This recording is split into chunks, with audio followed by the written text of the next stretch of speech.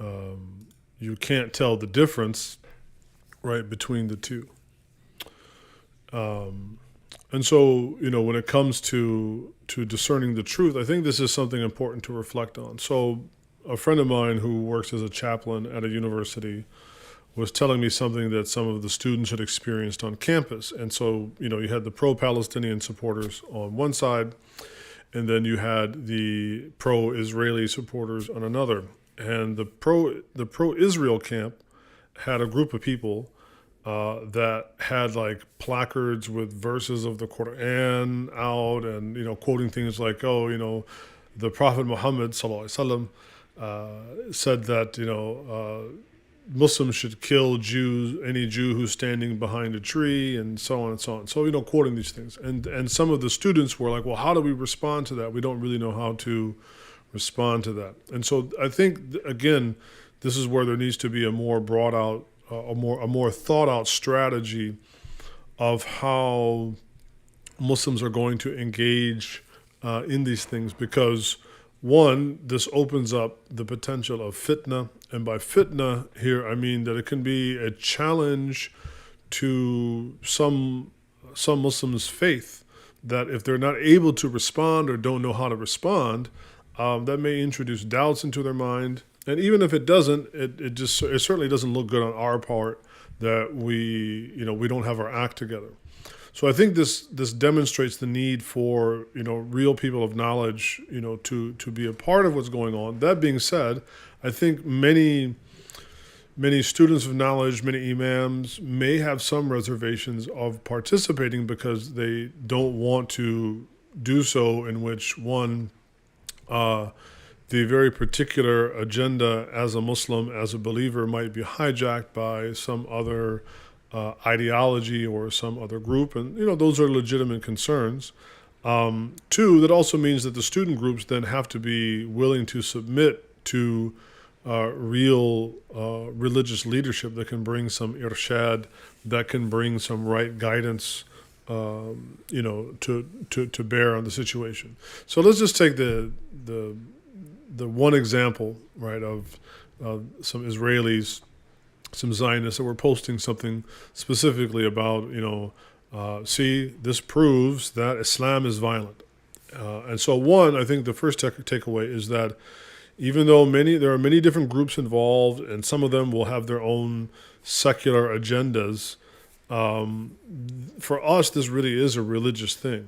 And what they would like to do is, and this is both the pro-Palestinian side and the pro-Zionist, pro-Israel side, sometimes they want to minimize Islam in the conversation, or they want to portray Islam in a very negative light, that it's what the problem is. So of course with the Zionists, they're going to attempt to do so. So they gave this example. See, Muslims are very violent.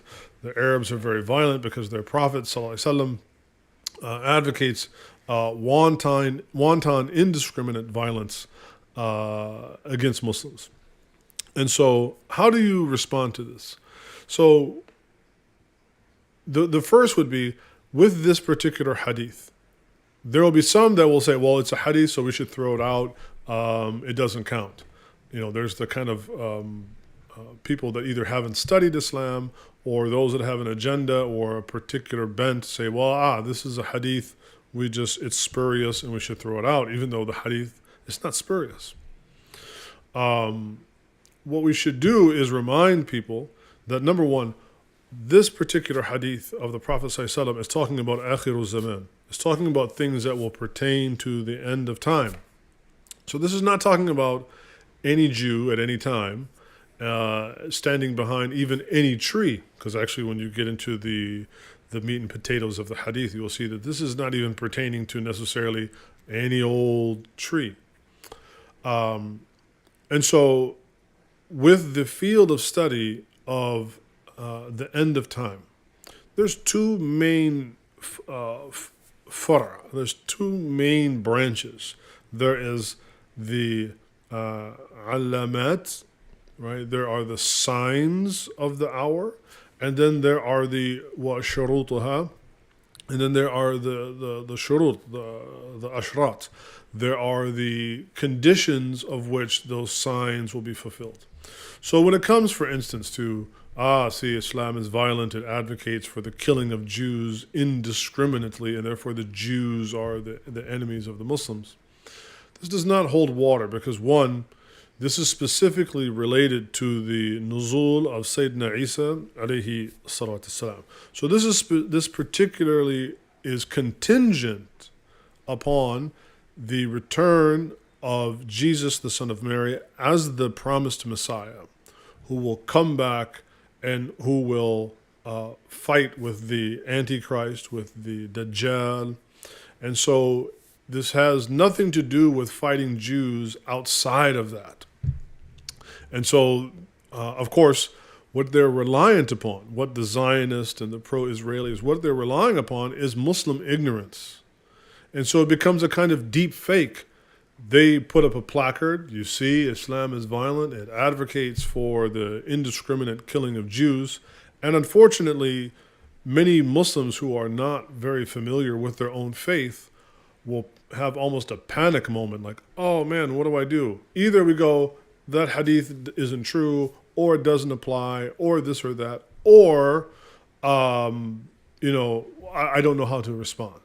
And so that can cause, again, this crisis, either potentially of faith, or even at the very least, they're not able to respond in an intelligent way that demonstrates that Islam is not a religion of which there is some indiscriminate, completely detextualized issue of conflict.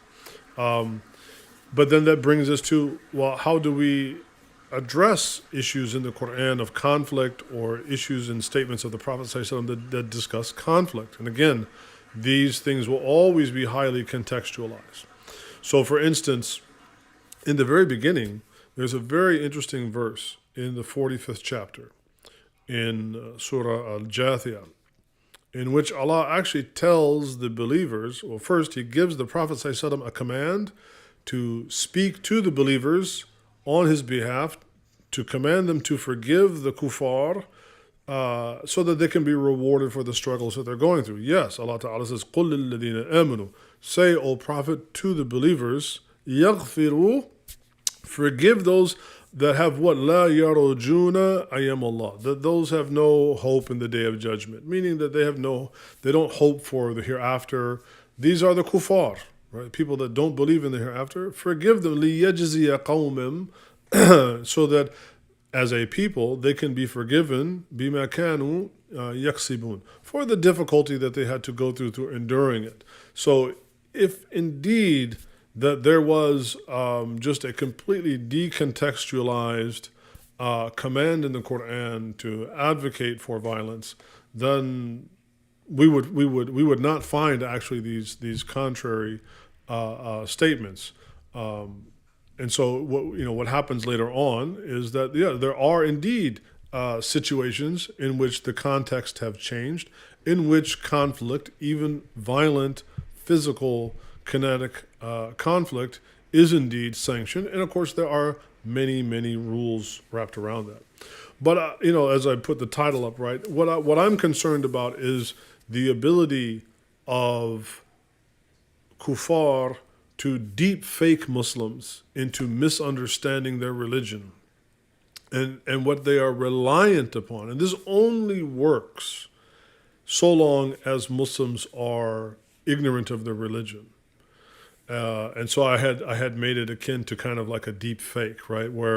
And we know, as Allah Ta'ala tells us, فَتَبَيَّنُوا, when some fasiq comes to you and claims X, Y, and Z, right? When some despicable, untrustworthy, unsavory person comes to you and claims A, B, and C, or X, Y, and Z, some particular thing, فَتَبَيَّنُوا, right?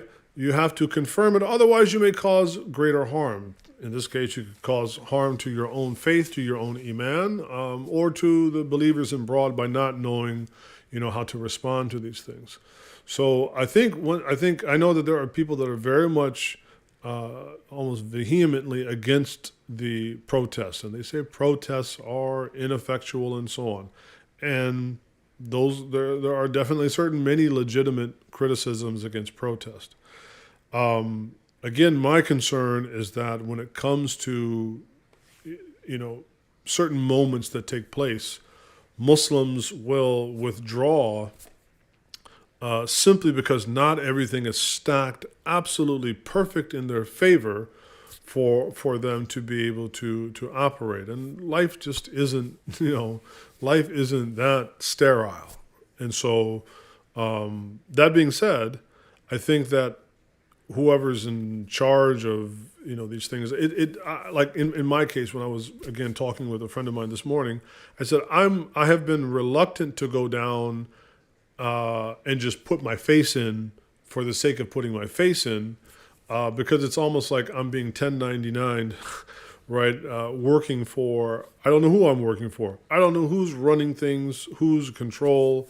And I certainly wouldn't want words that I would say to be misconstrued, taken out of context, or to see me aligning with people who I would be forbidden to make an alliance with. And so I do think there needs to be a greater degree of effort made to ensure that when we are participating in these things, that number one, they're going to be something that Allah Ta'ala would be pleased with. Secondly, that the intention, the niyyah, is for His sake alone. Third, we content ourselves with whatever the outcome is, because Allah Ta'ala is Mudabbirul Amr. He is the one that is the controller of affairs. And therefore, we don't take a sort of ends justifies the means approach to things. But then at the same time, I don't think we should be completely absent, because then I think that also breeds opportunities for also harm to happen. So we're gonna have to get in there to some degree, but I think we need to have a new strategy on how to get in there. But yeah, be very wary of the deep fake of. And this is what Allah Ta'ala has promised, that they, number one, particularly with Bani Israel, they have a tradition, as Allah Ta'ala says, وَيُحَرِّفُونَ الْكَلَمْ مِنْ بَعْدِ مَوَعْدِهِ, that they are those that like to take words and twist their meanings out of the context. They tried to do that to the Prophet ﷺ during the time of revelation, and they're still doing it again today. And this is something, again, that is indelibly linked to Bani Israel, and we should have no apologies about that whatsoever. And so that's nothing new. That's a tactic of theirs. And so that really shouldn't surprise us that we're seeing it again. But then, in order for us to not be susceptible of having words taken out of context and changing their meanings and on and on, that means that we really have to do our due diligence, first and foremost, to really know the Book of Allah, to be arifun, to be people who intimately know the Book of Allah, and know the Sunnah of the Prophet ﷺ. ثُمَّ جَعَلْنَاكَ شَرِيعَةً مِنَ الْأَمْرِ, as Allah Ta'ala said to the Prophet ﷺ, after criticizing Bani Israel to distinguish himself from that, we gave you a sharia. So that means that if we are going to participate in whatever protest or things that there are, it has to be according to the sharia, because that is what we have. And there's two aspects to that. فَاتَّبِعْهَا, Allah says what? Follow that sharia, right? And then وَلَا تَتَّبِعْ أَهْوَى الَّذِينَ لَا يَعْلَمُونَ, and do not follow the sharia or the rules or the ways or the ideologies of those that don't have any knowledge or those that don't know. And so, again, I think that I know things can happen fast. This kind of developed, and we definitely want to be there. We want to support our students, and we want to stand up, and most importantly for our brothers and sisters who are mustada'afina fil ard, those that are being oppressed. But we also want to make sure that we are truly doing it in a way that, one, as I said, Allah Ta'ala will be pleased with it. Two, that there will be some tawfiq, there will be some success in it, because we are doing it for Allah Ta'ala's sake. And that means we are doing it based upon a certain measure of engagement. So just some more thoughts I wanted to share. But yeah, beware of the deep fake of the hypocrites that will want to come and tell you what your religion is. That means that you really have to do the due diligence to know what your religion is. And as always, if you don't know, فَاسْأَلُوا أَهْلَ الذِّكْرِ إِن كُنْتُمْ لَا تَعْلَمُونَ.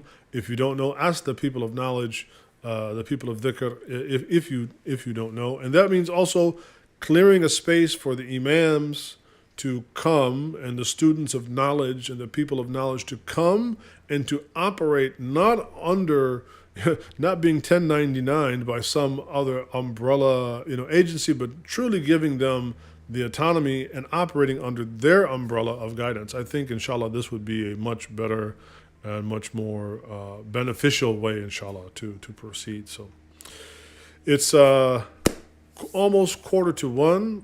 Got to get ready to head over to Middle Ground, to the center. Inshallah, we're going to be having our first live stream of the Middle Ground podcast, inshallah, this evening. And we're actually going to continue to talk about this topic, about the protests and youth culture and other things. So, inshallah, that's 5 p.m. California time, Pacific Standard Time, inshallah. Tune in. You'll be able to find that on YouTube. So if you haven't, head over to our YouTube channel and subscribe, inshallah, so you can check that out later. وجزاكم الله خيرا والصلوات الله تعالى على النبي الكريم وعلى آله وأصحابه أجمعين والحمد لله رب العالمين. السلام عليكم.